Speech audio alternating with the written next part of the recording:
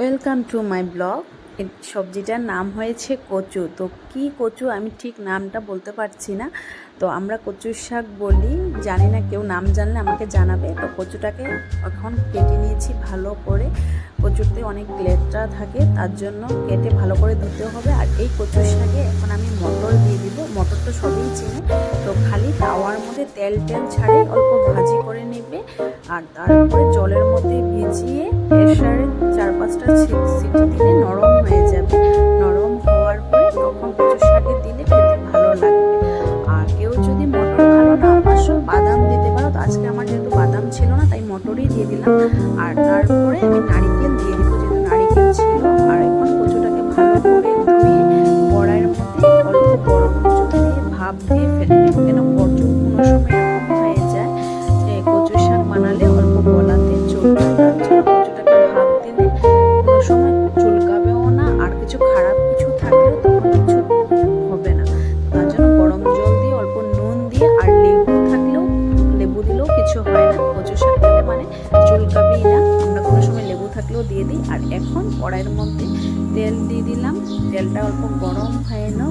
গরম হওয়ার পরে এখন গোটা জিরা দিয়ে দিচ্ছি।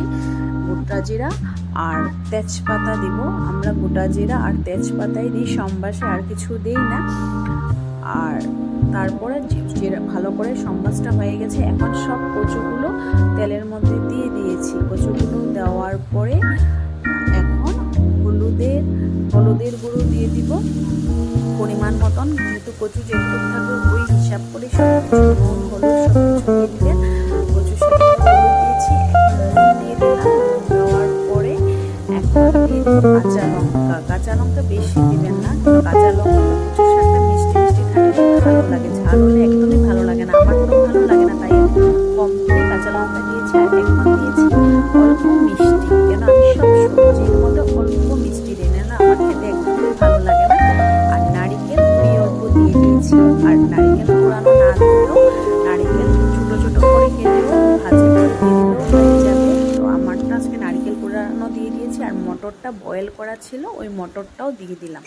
আর মটরের জায়গায় বাদাম দিলে আরও টেস্ট হয় খেতে।